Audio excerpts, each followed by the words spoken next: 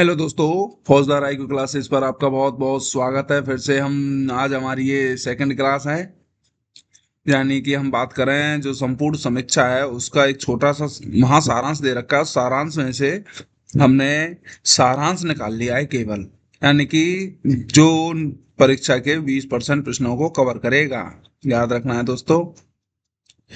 पिछली क्लास जो कि हम संपूर्ण समीक्षा इसे हम पहले देख चुके हैं, और आपको भी इस क्लास को देखने से पहले आपको ये क्लास देखनी होंगी। उसके बाद ही आप मेरी ये क्लास देख सकते हो, जिसमें आपको प्रैक्टिस कराई जाएगी, एमसीक्यू कराए जाएंगे, कुछ इस तरह होंगे आपके सामने। तो दोस्तों, ये सभी सवाल हल करने से पहले आपको मेरी ये पहली क्लास देखनी होगी, जो कि यूट्यूब पर पड़ी है, वहां आप देख सकते हो।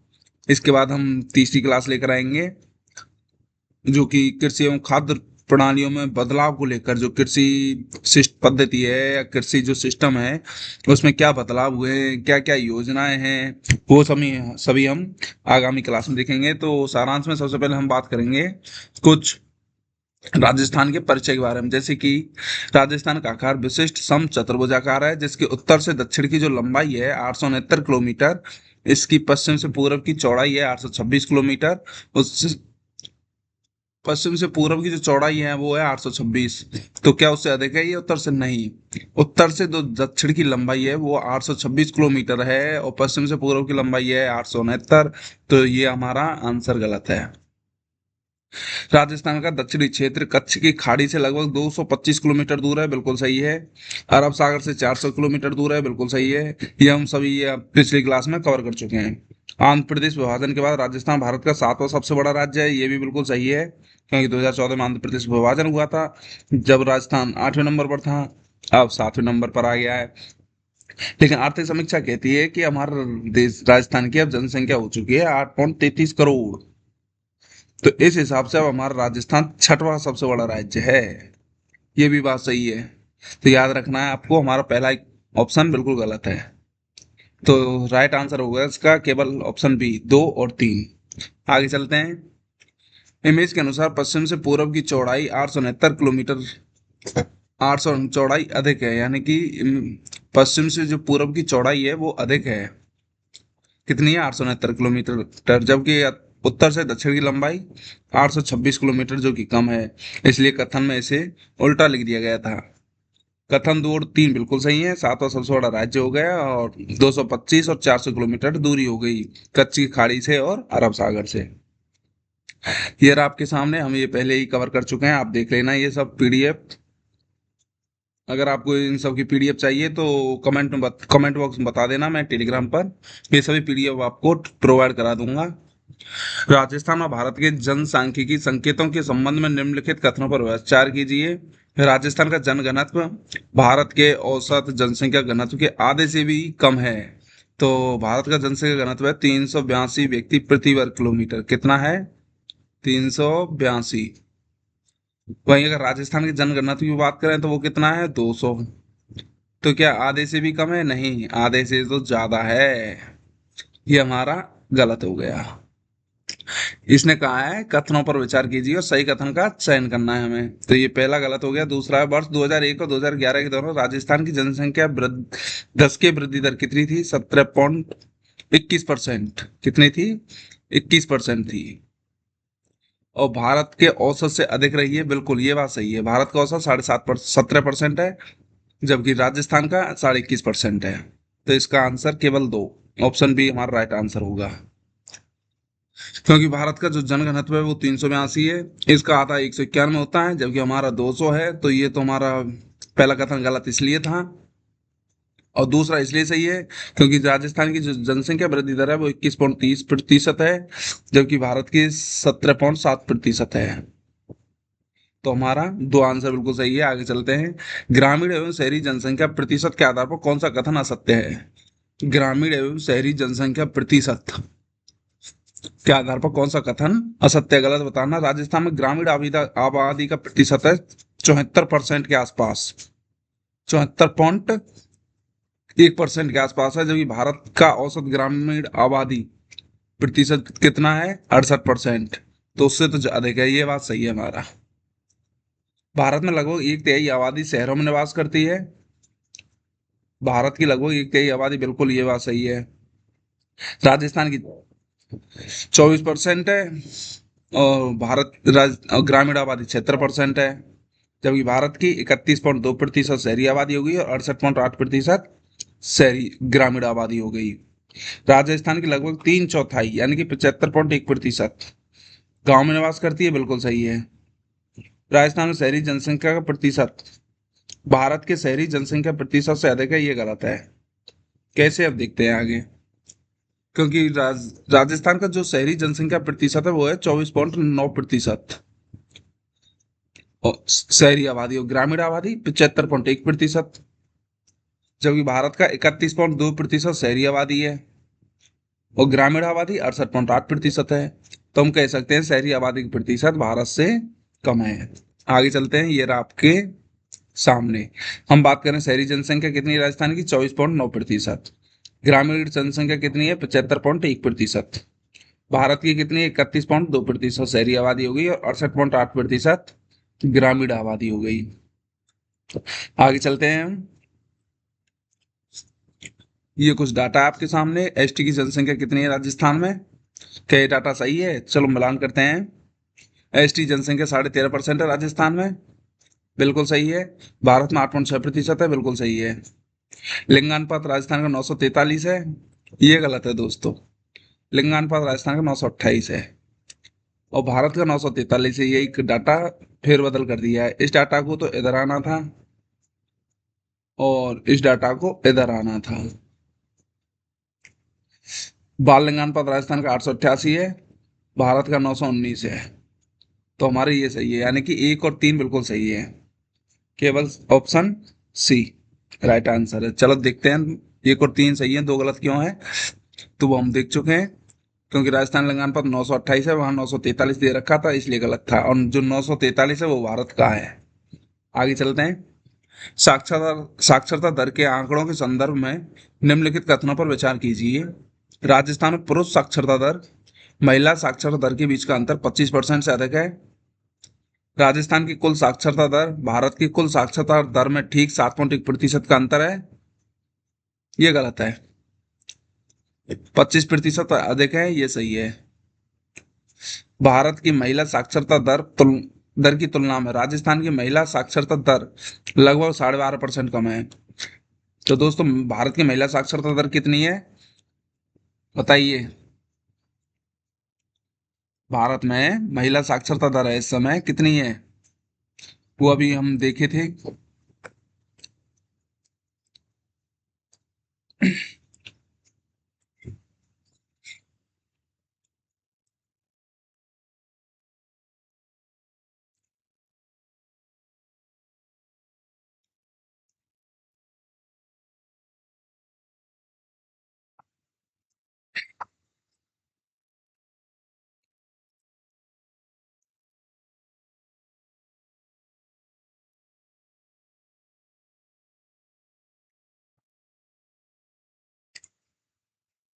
राजस्थान की जो पुरुष साक्षरता दर है वो 7.9% है, महिला साक्षरता दर 52.1% है। वहीं भारत की पुरुष साक्षरता दर 80.9% है, जबकि भारत की महिला साक्षरता दर 64.6% है। एक डाटा हमेशा याद रखना, भारत की कुल साक्षरता दर आर्थिक समीक्षा में 73% दे रखी है, जबकि 74% भी बताई जाती है। तो ये आप खुद देख लेना, क्योंकि एक कोचिंग का डाटा है जो कि 73% दे रखा है उसमें, उस हिसाब से ये 73% दे रखा है यहाँ पर। ठीक है, तो दोस्तों आगे चलते हैं हम। ये अब हम देख ही चुके हैं, ये शहरी और ग्रामीण जनसंख्या प्रतिशत था। ये रही पुरुष साक्षरता दर है हमारी 79.2%, महिला साक्षरता दर है 52.1%, यानी 25% से ज्यादा है। तो हमारा वो डाटा बिल्कुल सही था, कथन एक, क्योंकि 25% से अधिक है। भारत की साक्षरता दर 73% है, राजस्थान की 66.1% है, या 6.9% अंतर है। इसलिए यह कथन गलत है, क्योंकि वहां 7.1% दे रहा था। इसलिए इसका आंसर होगा 1 और 3 सही, क्योंकि 1 भी सही है हमारा और 3 भी सही है हमारा। कार्य सहभागिता जीवन प्रत्याशा के संबंध में कौन सा कथन असत्य है? राजस्थान में जन्म के समय जीवन प्रत्याशा भारत के औसत से कम है। राजस्थान में जन्म के समय जीवन प्रत्याशा क्या औसत भारत के औसत से अधिक है या फिर कम है दोस्तों? बताओ।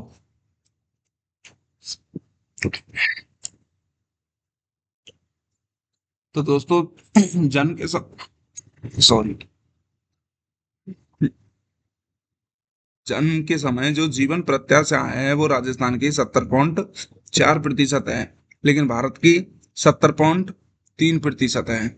अगर हम बात करते हैं अब इस प्रश्न के हिसाब से, तो राजस्थान में जन्म के समय जीवन प्रत्याशा भारत के औसत से कम है नहीं, 1 महीने ज्यादा है, इसलिए ये गलत। राजस्थान की कार्य सहभागिता दर भारत की औसत दर से अधिक है। राजस्थान की कार्य सहभागिता दर क्या राजस्थान के औसत से अधिक है? तो हम बात करेंगे राजस्थान का की जो कार्य सहभागिता दर है वो 43.6% है, जबकि भारत की कार्य सहभागिता दर की अगर हम बात करते हैं तो वो 39.8% है। ये हम सभी डाटा ऑलरेडी पढ़ चुके हैं, वहां आपको देख लेना है। तो ऑप्शन बी कहता है कि कार्य सहभागिता दर भारत की औसत दर से अधिक है क्या राजस्थान की? तो बिल्कुल अधिक है। कितनी है? वो 43.6% होगी राजस्थान की, भारत की 39.8% है, तो अधिक है।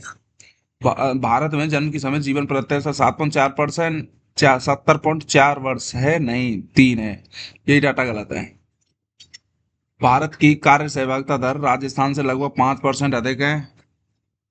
हाँ ये सही है। ये कह रहा कौन सा कथन सत्य है? बी और डी दोनों कथन सत्य हैं। ये कह रहा सही उत्तर है इसका बी, केवल बी सही है।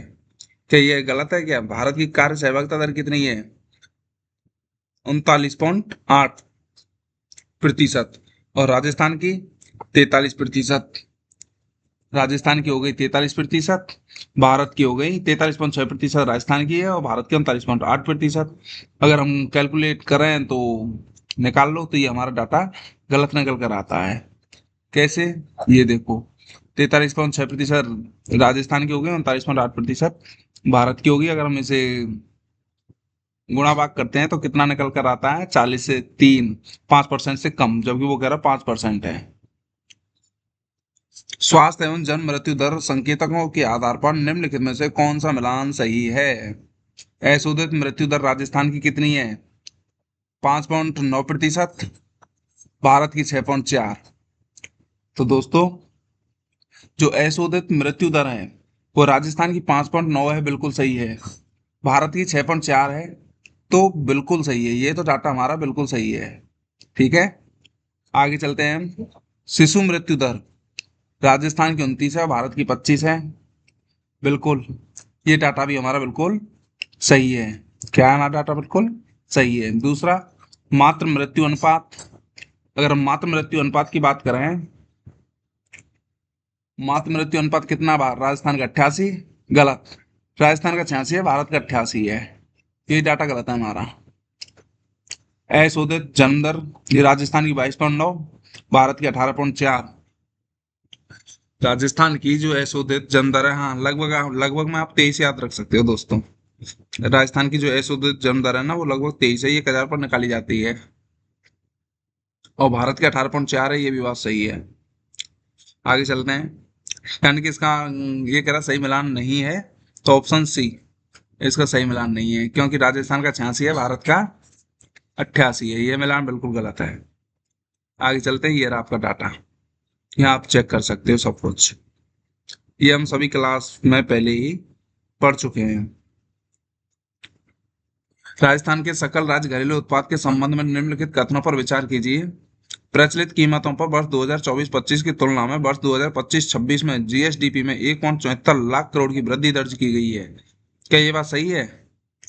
प्रचलित कीमतों पर वर्ष 2024-25 तुलना में 2025-26 में जीएसडीपी में जीएसडीपी में 1.74 लाख करोड़ की वृद्धि दर्ज की गई है। बिल्कुल, ये भी बात बिल्कुल सही है। स्थिर कीमतों पर वर्ष 2025-26 में जीएसडीपी 9.82 लाख करोड़ पहुंचने का अनुमान है। स्थिर कीमतों पर ये भी सही है, यानी कि दोनों डाटा सही है, ये कर दो। यानी पहले थी 17.01 लाख करोड़, जो कि 18 घटाते हैं तो 1.74 लाख करोड़ का आंसर निकल कर आता है। यानी कि ये बढ़ी थी हमारी 10.24% की ग्रोथ रेट के साथ इस पर से। यानी 17.1, ये जो 1.74 लाख करोड़ जो वृद्धि है ना, यही 10.24% के इक्वल है। स्थिर कीमतों पर वर्ष 2025-26 का जो अनुमानित आंकड़ा है 9.82 लाख, ये भी बिल्कुल सही है। अगला प्रश्न है, राजस्थान की विकास रणनीति और आर्थिक वृद्धि दर के संदर्भ में कौन सा कथन असत्य है? विकास रणनीति के मूल आधार में कृषि में तकनीकी प्रगति और नवीकरणीय ऊर्जा में निवेश को बढ़ावा देना शामिल है, बिल्कुल सही। जीएसडीपी में, यानी कि ऑप्शन बी, ये कह रहा है कि जीएसडीपी में स्थिर कीमतों पर वृद्धि दर 8.66%, बिल्कुल सही है। प्रचलित कीमतों 10.24%, बिल्कुल सही है। स्थिर कीमतों पर जीएसडीपी 9.82 लाख करोड़ हो गई। आर्थिक नीति के तहत बुनियादी ढांचे, स्मार्ट शहर और मजबूत डिजिटल इकोसिस्टम पर विशेष ध्यान दिया गया है। तो दोस्तों, आर्थिक वृद्धि के संदर्भ में कौन सा कथन गलत है? 2024-25, यही गलत है। 2024-25 नहीं है दोस्तों, 2025-26 का डाटा है ये 2024-25 9.82 लाख करोड़ था, ये गलत है। क्योंकि ये 2024-25 का 9.04 लाख करोड़ था, जबकि 2025-26 का डाटा है 9.82 लाख करोड़। यानी कि यहाँ डेट का फर्क कर दिया गया है, यही इसका आंसर था। ये रहा आपका। क्योंकि 2025-26 में 9.82 लाख करोड़ पहुंचने का अनुमान था, वृद्धि हुई थी नौ, पहले था 9.04 लाख करोड़। अब ग्रोथ कितनी हुई है इस पर से 9.82 तक पहुंचने में 8.86% की वृद्धि दर्ज की गई है। राजस्थान की प्रति व्यक्ति आय और सकल राज्य मूल्यवर्धन जीएसवीए के संदर्भ में निम्नलिखित कथनों पर विचार कीजिए। वर्ष 2025-26 में प्रचलित कीमतों पर प्रति व्यक्ति आय स्थिर कीमतों की प्रति व्यक्ति आय के दोगुने से भी कम है। प्रचलित कीमतों पर प्रति व्यक्ति आय कितनी है? 2,02,000 से ज्यादा है आज। राजस्थान का हर व्यक्ति 2,02,349 रुपये कमा रहा है, जबकि स्थिर कीमतों पर 1,03,189 कमा रहा है। तो ये कह रहा है कीमतों की प्रति व्यक्ति आय के दोगुने से भी कम है। यानी कि 1,03,000 का दोगुना तो 2,06,000 होता है, बिल्कुल सही है ये आंसर हमारा। प्रचलित कीमतों पर जीएसवीए में कृषि क्षेत्र की तुलना में औद्योगिक क्षेत्र का योगदान अधिक है। नहीं, कृषि क्षेत्र का योगदान, औद्योगिक क्षेत्र का योगदान अधिक है, बिल्कुल सही है। वर्ष 2025-26 के दौरान स्थिर कीमतों पर प्रति व्यक्ति आय में गत वर्ष की तुलना में 9.32% की वृद्धि दर्ज की गई है, ये भी सही है। यानी कि इसके तीनों कथन ही सही हैं दोस्तों। नहीं, एक और दो सही है, क्यों तीसरा क्यों गलत है? चलो देखते हैं, तीसरा इसलिए गलत होगा शायद। ये तो सही है, 2,02,349 के पार कुमारा आज राजस्थान का हर व्यक्ति आज के हिसाब से। और स्थिर कीमतों के हिसाब से देखें तो 1,03,000 कमा रहा है। औद्योगिक क्षेत्र का योगदान ज्यादा है, क्योंकि 26.55% है प्रचलित कीमतों पर। वहीं स्थिर कीमतों पर बात करते हैं तो 28.21% है, जबकि कृषि क्षेत्र का 25.74% प्रचलित कीमतों पर और स्थिर कीमतों पर 25.33% है। ये गलत है, क्योंकि स्थिर कीमतों पर वृद्धि 7.76% रही है, 9.32 नहीं है। क्योंकि 9.32% जो वृद्धि हुई है ना, वो प्रति व्यक्ति आय में वो प्रचलित कीमतों पर हुई है। आगे, थोक मूल्य सूचकांक और उपभोक्ता मूल्य सूचकांक के संबंध में कौन सा कथन असत्य है? राजस्थान में थोक मूल्य सूचकांक का आधार वर्ष 1999-2000 है। वेरी वेरी इंपॉर्टेंट, सही है। औद्योगिक श्रमिकों के लिए उपभोक्ता मूल्य सूचकांक का आधार वर्ष 2016 है, बिल्कुल सही है। डब्ल्यूपीआई सूचकांक मूल्य वर्ष 2024 के 354.68 से बढ़कर 399.13 हो गया, बिल्कुल सही है। उपभोक्ता मूल्य सूचकांक थोक स्तर पर मूल्य परिवर्तन को दर्शाता है, जबकि डब्ल्यूपीआई खुदरा स्तर पर नहीं। डब्ल्यूपीआई थोक स्तर पर और उपभोक्ता मूल्य सूचकांक खुदरा स्तर पर, यही हमारा गलत है। आप इसमें देख सकते हो, उपभोक्ता मूल्य सूचकांक जो होता है ये खुदरा स्तर पर होता है। ये रहा, यह कथन बिल्कुल उल्टा लिखा गया है। पेज के नीचे दिए गए नोट के अनुसार डब्ल्यूपीआई थोक स्तर पर मूल्य परिवर्तन को दर्शाता है, जबकि सीपीआई खुदरा स्तर पर कीमतों को बताता है। उपभोक्ता मूल्य सूचकांक के विभिन्न केंद्रों में दर्ज मूल्य वृद्धि के आधार पर सही अवधि क्रम कौन सा है? सबसे ज्यादा भीलवाड़ा, दूसरे नंबर पर अलवर और तीसरे पर जयपुर। तो इसका आंसर होगा बी। ये रहा आपके सामने सबसे ज्यादा वृद्धि। उपभोक्ता मूल्य सूचकांक के लिए हम 3 जिले सेलेक्ट किए जाते हैं, जिनमें भीलवाड़ा, अलवर और जयपुर को काउंट किया गया, जिसमें सबसे ज्यादा महंगाई भीलवाड़ा में देखी गई है, फिर अलवर में देखी गई है, उसके बाद जयपुर में। ये रहा आपके सामने प्राथमिक वस्तुओं में। ये रहा वर्ष 2025 में विभिन्न केंद्रों में मूल्य वृद्धि गत वर्ष की तुलना में। राज्य में सबसे अधिक वृद्धि कहाँ हुई है? भीलवाड़ा में 2.62%, अलवर में हुई है 2.02%, जयपुर में हुई है 1.88%। आगे चलते हैं। राजस्थान में बैंकों के वर्गीकरण के आधार पर उनकी संख्या के अनुसार अवरोही क्रम कौन सा है? सबसे ज्यादा हमारे राजस्थान में कौन सी बैंक है? सार्वजनिक बैंक है, दूसरे नंबर पर निजी बैंक है, फिर आती है क्षेत्रीय ग्रामीण बैंक, उसके बाद लघु वित्त बैंक। यानी इसका राइट आंसर है ऑप्शन बी। ये रहा आपका सामने हमारा राजस्थान क्षेत्रीय बैंक कितने सार्वजनिक बैंक हो गए? 4,619। वहीं अगर निजी बैंक प्राइवेट बैंकों की बात करें तो 2,301, और ग्रामीण बैंकों की बात करें तो 1,628। ये बैंक नहीं, शाखाएं। यानी कि सार्वजनिक क्षेत्र की जो बैंकों की शाखाएं कितनी है हमारे राजस्थान में? 4,619। प्राइवेट 2,301, ग्रामीण 1,628, और वित्त लघु स्मॉल फाइनेंस बैंक की हम बात करें तो 577। राजस्थान में बैंकिंग अवसंरचना जमा और ऋण की स्थिति के संबंध में निम्नलिखित कथनों पर विचार कीजिए।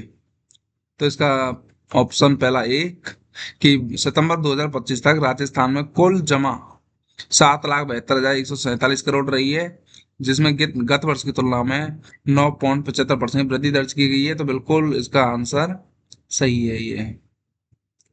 दूसरा कि सितंबर 2024 तक राजस्थान में प्रति व्यक्ति बैंक ऋण प्रति व्यक्ति बैंक जमा से अधिक है।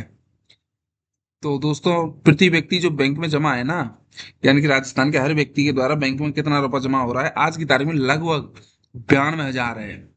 92,000, 800, 900 के आसपास है। लेकिन आप तो फिक्स इतना रखो, 92-93 हजार रुपये हर व्यक्ति आज की तारीख में जमा कर रहा है। एक बेसिक नॉलेज के पर्पज से याद रखोगे तो ये डाटा भी आपको याद रहेगा। और जो प्रति व्यक्ति ऋण है हर व्यक्ति पर, वो है 83,000 के आसपास। तो ये कह रहा है जो ऋण अधिक है जमा से अधिक है, नहीं, ये गलत है। राज्य में प्रति लाख जनसंख्या पर बैंकिंग कार्यालय की संख्या 11 है, बैंकिंग घनत्व। तो ये सही है। तो इसका राइट आंसर होगा 1 और 3। ठीक है। ये रहा आपका 92,719 प्रति व्यक्ति जमा राशि, और प्रति व्यक्ति उधार राशि बैंक से 83,088। ये होता है सीडी रेशो। सीडी रेशो निकालते हैं जैसे कि आप बैंक में टोटल कितना रुपए जमा है, ये राजस्थान का, राजस्थानी निवासियों का, नागरिकों का, कंपनियों का, सबका। तो 7,72,000 करोड़। और कर्ज कितना है? 6 लाख 6,80,000 6,92,93,000 करोड़ के आसपास। तो जब हम 7,72,000 का 96,92,000 करोड़ में भाग देते हैं, और जो निकल का आता है रेशो, उसी को बोलते हैं हम क्रेडिट डिपॉजिट रेशो। यानी क्रेडिट ऊपर आता है, डिपॉजिट नीचे आता है, इंटू 100। तो ये कह रहा है अनुपात बढ़कर 80.43% हो गया है। तो ये गलत है। ये हो गया है आपका भारत का जो औसत ऋण जमा अनुपात है, ये राष्ट्रीय औसत से अधिक है। राजस्थान का, चलो हम आगे देखते हैं सवाल को, नहीं थोड़ा सा। राजस्थान का जो सीडी रेशो है वो 89.61% है, और भारत का है 80.43%। इतना याद रख लो। क्योंकि जो कुल लोन है उसमें जब हम भाग देते हैं कुल जमा राशि का, और जो परसेंट निकल कर आता है वही होता है आपका सीडी रेशो। तो याद रख लो, राजस्थान का सीडी रेशो 89.61 और भारत का 80.43। ये रहा आपके सामने राजस्थान का सीडी रेशो 89.61%, और राष्ट्रीय औसत से जो कि 80.43% है उससे तो अधिक है। पंच गौरव कार्यक्रम है जिसमें हम बात करेंगे मूल विजन और वित्तीय प्रावधानों के संदर्भ में निम्नलिखित कथनों पर विचार कीजिए। इस अनूठे कार्यक्रम की शुरुआत राज्य सरकार द्वारा वित्तीय वर्ष 2024-25 में की गई थी। दोस्तों ये डाटा बिल्कुल सही है। इस कार्यक्रम का मुख्य उद्देश्य प्रत्येक जिले की अनूठी क्षमता और सांस्कृतिक आर्थिक विशेषताओं को विशेष ध्यान दिया जा रहा है। वैश्विक पहचान दिलाना है, बिल्कुल सही है। 2025-26 में इसके क्रियान्वयन हेतु 100 करोड़ रुपए का बजट दिया गया था। ये भी सही है। तो दोस्तों इसके तो सभी कथन सही हैं। ठीक। नहीं दोस्त, सभी कथन नहीं है, केवल दो और तीन ही एक गलत है। क्यों? क्योंकि इसकी शुरुआत 2025-26 में की गई है, ना कि 2024-25 में। अच्छा, पंच गौरव कार्यक्रम की शुरुआत 2025-26 में हुई है दोस्तों। यही हमारा डाटा गलत था। पंच गौरव कार्यक्रम में एक जला एक उपज ठीक है, एक जिला एक वनस्पति ठीक है, एक जिला एक धरोहर, ऐतिहासिक धरोहर किला महल नहीं, ये नहीं है, पर्यटन स्थल है, और एक जिला में एक खेल है। तो इसका राइट आंसर होगा ऑप्शन सी ही हमारा गलत है, क्योंकि इसमें पर्यटन स्थल आते हैं, ना कि ये ऐतिहासिक धार्मिक स्थल वगैरह सभी आते हैं। ये कह रहा है ऐतिहासिक धरोहर नहीं, पर्यटन स्थल आते हैं इसमें। अब पंचगौरव कार्यक्रमों को लेकर जो कमेटी बनाई गई है, उन कमेटियों की अध्यक्षता को लेकर सवाल किया जा रहा है कि राज्य स्तर पर जो मुख्य सचिव की अध्यक्षता में एक राज्य स्तरीय पंच गौरव समिति का गठन किया गया है। बिल्कुल, ये मुख्य सचिव की अध्यक्षता में है। ये जिला कलेक्टर की अध्यक्षता में जिला स्तर पर जिला स्तरीय पंच गौरव समिति का, ये भी सही है। राज्य स्तरीय समिति की अध्यक्षता मुख्यमंत्री द्वारा की जाती है, और इस कार्यक्रम का संचालन राज्य और जिला दोनों स्तरों पर समितियों के माध्यम से किया जाता है। ये भी सही है। इसका राइट आंसर है ऑप्शन सी ही गलत है इसका राइट आंसर, क्योंकि मुख्यमंत्री द्वारा नहीं की जाती है, मुख्य सचिव करते हैं। याद रखना है, इम्पोर्टेंट है। ये हम आपको इस बुक की इसी क्लास पीडीएफ इमेज देख रही होगी, जो कि हम ये क्लास पूरी साफ क्लियर पढ़ भी चुके हैं एकदम सही तरीके से।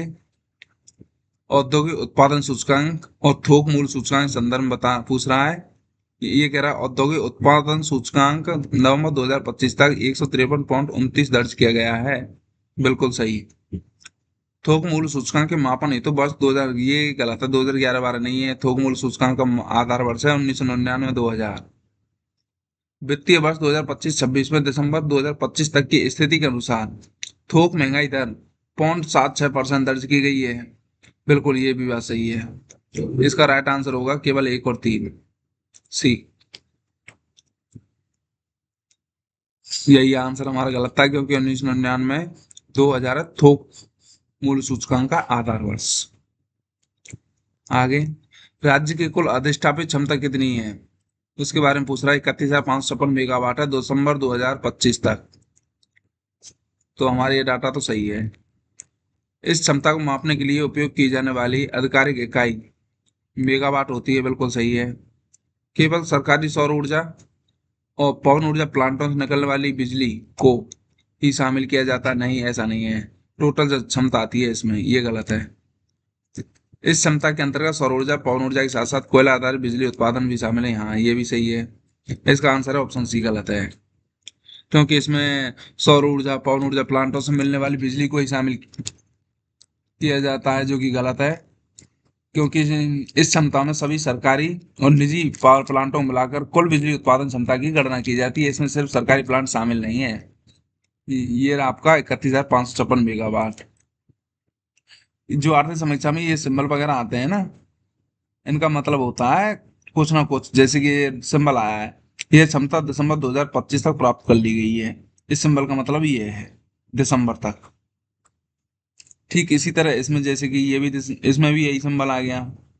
ये भी दिसंबर 2025 तक की स्थिति है। वर्ष 2024-25 में जो सकल स्थायी पूंजी निर्माण है, यानी कि इन्वेस्टमेंट के बारे में बात कर रहा है, जो कि 5,02,412 करोड़ दर्ज की गई। बिल्कुल सही है इन्वेस्टमेंट आज की तारीख में। जो कुल जीएसडीपी का 29.53% है, ये भी सही है। इस बिंदु का वर्ष 2025-26 का अग्रिम डेटा भी जारी कर दिया गया है। हाँ, ये भी सही है। 2025-26 का डेटा नहीं आया दोस्तों, ये 24-25 का डेटा लिया गया है बस। इसलिए इसका आंसर होगा एक और दो, ऑप्शन ए। राजस्थान में कृषि उत्पादन सूचकांक के संबंध में कौन सा कथन असत्य है? तो यह सूचकांक राज्य में फसलों और कृषि उत्पादों की कुल पैदावार की प्रगति को मापता है। अगला है, वित्तीय वर्ष 2024-25 के लिए कृषि उत्पादन सूचकांक का नवीनतम उपलब्ध आंकड़ा 243.55 दर्ज है। ये भी सही है। परीक्षा के दृष्टिकोण से महत्वपूर्ण इस सूचकांक का आधार वर्ष 2011-12 है, यानी कि 100 माना जाता है। तो दोस्तों इसका आंसर है ऑप्शन सी, क्योंकि इसका जो आधार वर्ष है वो 2011-12 नहीं है, 2005, 6, 7, 8 है। याद रखना है, जो कि हम पहले कवर कर चुके हैं। तो दोस्तों हमारी क्लास यहीं समाप्त होती है आज की। अगर क्लास वैसे आपको पसंद तो नहीं आएगी क्या, क्योंकि ये मैं लैपटॉप इनबिल्ट यूज करता हूँ माइक्रोफोन, और थोड़ा रिकॉर्डिंग में आज प्रॉब्लम आई, आगे क्लास में नहीं आएगी। लेकिन मेरी जो इससे पहले थ्योरी वाली क्लास है वो एकदम सटीक और एकदम क्लियर है। और थोड़ी बहुत अच्छी लगी हो, थोड़ा बहुत कंटेंट आपको अच्छा लगा हो तो लाइक करना, सब्सक्राइब करना। मिलते हैं हम अगली क्लास में, लेकिन इस जोश के साथ नहीं, इससे भी अच्छे जोश के साथ। जय हिंद, जय राजस्थान।